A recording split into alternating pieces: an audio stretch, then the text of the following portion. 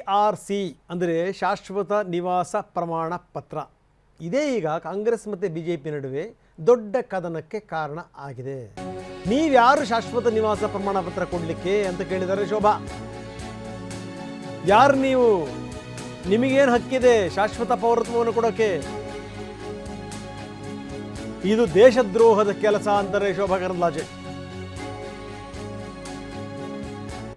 ಇನ್ನು ಇದಕ್ಕೆ ಸಂಬಂಧಪಟ್ಟಂಗೆ ಪ್ರಿಯಾಂಕ್ ಖರ್ಗೆ ಹೇಳಿದ್ದಾರೆ, ಸರ್ಕಾರದವರು ನಾವೇನು ನಿಯಮ ಮಾಡೋಕ್ಕಾಗಲ್ವ? ಹಾಗಾದರೆ ನಾವು ಹಾಗಾದರೆ ಏನು ಮಾಡಲೇಬಾರ್ದ? ಹಾಗಾದರೆ ನಾವ್ಯಾರು? ನಾವು ಶಾಸಕರು.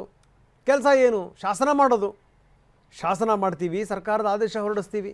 ಇದು ಶೋಭಾ ಕರಂದ್ಲಾಜೆ ಅವರಿಗೆ ಇವರು ಕೊಟ್ಟಂಥ ಪ್ರತಿಕ್ರಿಯೆ. ಸೊ ಇನ್ನು ಇದೇನಿದು ವಿಷಯ? ಇದು ಶೋಭಾ ಕರಂದ್ಲಾಜೆ ಹೇಳ್ತಾರೆ, ನಾನು ಇಲ್ಲಿಗೆ ಬಿಡಲ್ಲ ಇದನ್ನು, ಇದಕ್ಕೆ ಸಂಬಂಧಪಟ್ಟಂಗೆ ನಾನು ಕೇಂದ್ರಕ್ಕೆ ಪತ್ರ ಬರೀತೀನಿ. ನಿಮಗೇನು ಹಕ್ಕಿದೆ ಶಾಶ್ವತ ಪೌರತ್ವವನ್ನು ಕೊಡೋಕ್ಕೆ? ನೀವ್ಯಾರು ಪೌರತ್ವವನ್ನು ಕೊಡೋಕ್ಕೆ? ಇದು ದೇಶದ್ರೋಹದ ಕೆಲಸ. DK ದೇಶದ್ರೋಹದ ಕೆಲಸ ಮಾಡ್ತಾ ಇದ್ದಾರೆ ಅಂತಾರೆ ಶೋಭಾ ಕರಂದ್ಲಾಜೆ. DK ಶಿವಕುಮಾರ್ ತನ್ನ ಅಹಂಕಾರದಿಂದ ನಾನು ಏನು ಮಾಡಿದರೂ ನಡೆಯುತ್ತೆ, ಹೈಕಮಾಂಡ್ ನನ್ನ ಜೊತೆಗಿದೆ, ಇಲ್ಲಿ ನಮ್ಮ ಜೊತೆಗಿದ್ದಾರೆ ಅನ್ನುವಂಥ ದುರಹಂಕಾರದಿಂದ ಇವತ್ತು ಭಾರತದ ಇಡೀ ಡೆಮೋಗ್ರಫಿಯನ್ನು ಚೇಂಜ್ ಮಾಡುವಂಥ, ಬದಲಾಯಿಸುವಂಥ, ಅದಕ್ಕೆ ಧಕ್ಕೆ ತರುವಂಥ, ಅದಕ್ಕೆ ಆತಂಕ ತರುವಂಥ ದೇಶದ್ರೋಹದ ಕೆಲಸವನ್ನು ನೀವು ಮಾಡ್ತಾ ಇದ್ದೀರಿ. ನೆನಪಿರಲಿ ನಿಮಗೆ, ದೇಶದ್ರೋಹದ ಕೆಲಸ.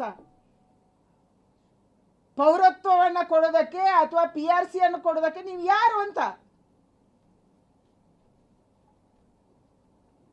ಇದು ನಮ್ಮ ರಾಜ್ಯದ ಭದ್ರತೆಗೆ ಆತಂಕ ತರ್ತಾ ಇದೆ. ಯಾಕಂದರೆ ನಾವೇ ಹಲವಾರು ಸಂದರ್ಭದಲ್ಲಿ ಬೇರೆ ಬೇರೆ ಜಾಗದಲ್ಲಿ ಬಾಂಗ್ಲಾದೇಶಿಗಳು, ಅಕ್ರಮ ವಲಸಿಗರು ನಮ್ಮ ರಾಜ್ಯಕ್ಕೆ ನುಸುಳಿರುವುದನ್ನು, ಬಿಹಾರ ಮತ್ತು ವೆಸ್ಟ್ ಬೆಂಗಾಲದ ಚುನಾವಣೆ ಆದ ಮೇಲೆ ಅಲ್ಲಿನ ರೆಸಿಡೆನ್ಸ್ ಯಾರು ಬಾಂಗ್ಲಾದೇಶಿಗಳಿದ್ರು ಹಿಂಡಾಗಿ ರೈಲುಗಳಲ್ಲಿ ಬೇರೆ ಬೇರೆ ಸಾಧನಗಳಲ್ಲಿ ಕರ್ನಾಟಕ ರೀಚ್ ಆಗಿರುವುದನ್ನು ನಾವು ಪತ್ತೆ ಮಾಡಿದ್ದೀವಿ. ಹಲವಾರು ಮಾಧ್ಯಮದಲ್ಲಿ ಇದು ಬಂದಿದೆ, ಅಧಿಕಾರಿಗಳು ಪತ್ತೆ ಮಾಡಿದ್ದಾರೆ. ಅದಾದ ಮೇಲೆ ಕೂಡ ದೇಶದ ಭದ್ರತೆಗೆ ರಿಸ್ಕ್ ತರುವಂಥ ಕೆಲಸವನ್ನು ನೀವು ಮಾಡ್ತಾ ಇದ್ದೀರಿ. ನಿಮ್ಮ ಉದ್ದೇಶ ಒಂದೇ, ಅಕ್ರಮ ವಲಸಿಗರನ್ನು ವೋಟರ್ ಲಿಸ್ಟಲ್ಲಿ ಸೇರಿಸೋದು, ಅವರಿಗೆ ಸ್ಕೀಮ್ಗಳನ್ನು ಕೊಡೋದು. ನಿಮಗೆ ಕರ್ನಾಟಕದ ನಾಗರಿಕರು ಬೇಕಿಲ್ಲ. ಸರ್ಕಾರದ ವ್ಯವಸ್ಥೆ ಇದೆ ಅಂದ ನಾವು ಪರ್ಮನೆಂಟ್ ರೆಸಿಡೆನ್ಸಿ ಸರ್ಟಿಫಿಕೇಟ್ ಮಾಡೋ ಹಕ್ಕು ನಮಗಿದೆ ಅಲ್ವಾ?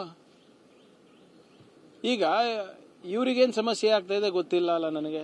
ಏನಕ್ಕೆ ಸರ್ಕಾರದವ್ರು ನಿಯಮ ಮಾಡೋಕ್ಕಾಗಲ್ಲ? ರೂಢಿಸ್ತೀವಿ ಅಧಿಕೃತವಾಗಿ, ಸರ್ಕಾರದಿಂದಾನೇ ಕೊಡ್ತಾ ಇದೀವಿ, ಕಾಂಗ್ರೆಸ್ ಪಾರ್ಟಿಯಿಂದ ಕೊಡ್ತಾ ಇದೀವ ನಾವು. ಗೌರ್ಮೆಂಟ್ ಏನು ಒಂದು ವ್ಯವಸ್ಥೆ ಇದೆ, ಸರ್ಕಾರದ ವ್ಯವಸ್ಥೆ ಇದೆ ಅಂದ ನಾವು ಪರ್ಮನೆಂಟ್ ರೆಸಿಡೆನ್ಸಿ ಸರ್ಟಿಫಿಕೇಟ್ ಮಾಡೋ ಹಕ್ಕು ನಮಗಿದೆ ಅಲ್ವಾ? ಈಗ ಇವ್ರಿಗೇನು ಸಮಸ್ಯೆ ಆಗ್ತಾ ಇದೆ ಗೊತ್ತಿಲ್ಲ ಅಲ್ಲ ನನಗೆ.